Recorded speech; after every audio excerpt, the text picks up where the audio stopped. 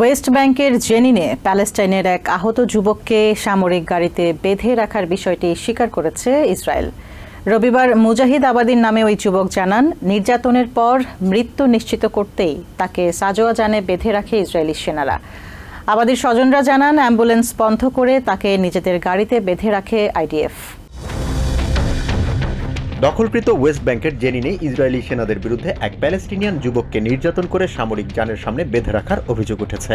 একাধিক ভিডিও ফুটেজে দেখা যায়, সারিবদ্ধ অ্যাম্বুলেন্সের চলাচল বন্ধ করে দিয়ে ইসরায়েলি সেনাদের ওই যান সামনের অংশে ওই যুবককে বেঁধে নিয়ে সামনে এগিয়ে যায়। এ সময় সাজোয়া যানটির নাম্বার প্লেট গোপন রাখতে ওই যুবকের রক্তাক্ত জামা ব্যবহার করা হয়। জেনিনে ইসরায়েলি সেনাদের হাতে নির্যাতনের শিকার মুজাহিদ আজমি জানান, কোনো কারণ ছাড়াই ইসরায়েলি সেনারা তার হাত, পা এবং পিঠে আঘাত করে।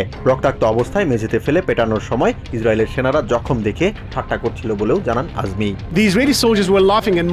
ইসরায়েলি সেনারা আমাকে পেটাতে পেটাতে মেঝেতে ফেলে দেয়। পেটানোর এক পর্যায়ে দুই ইসরায়েলি সেনা আমার দুই হাত এবং অন্য দুইজন পা ধরে সামরিক গাড়ির হুডে বেঁধে রাখে। আমাকে বেঁধে গাড়ি চালানো শুরু করে। এরই মধ্যে আমি দুইবার গাড়ি থেকে পড়ে যাই। তারা নিচ থেকে তুলে আবারও গাড়িতে বেঁধে রাখে। নির্যাতনের শিকার মুজাহিদ আজমি আরো জানান, রোদের কারণে গাড়ির হুডের প্রচন্ড তাপে তার পিঠ পুড়ে যায়।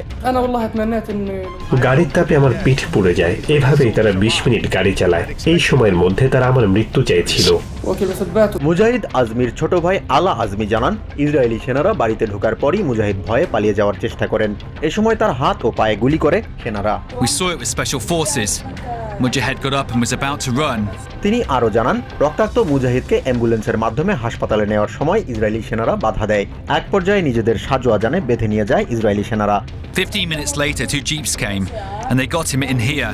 They told us to turn around. প্যালেস্টিনিয়ানদের মানব ঢাল হিসেবে ব্যবহার করার অভিযোগ পুরনো হলেও এতদিন এসব অভিযোগ অস্বীকার করেছে আইডিএফ। তবে সামরিক যানের সামনে আহত প্যালেস্টিনিয়ানকে বেঁধে রাখার বিষয়টি স্বীকার করে এক বিবৃতিতে আইন লঙ্ঘন হওয়ার কথা জানায় আইডিএফ। আহত মুজাহিদকে চিকিৎসা দেওয়ার কথাও জানিয়েছে তারা।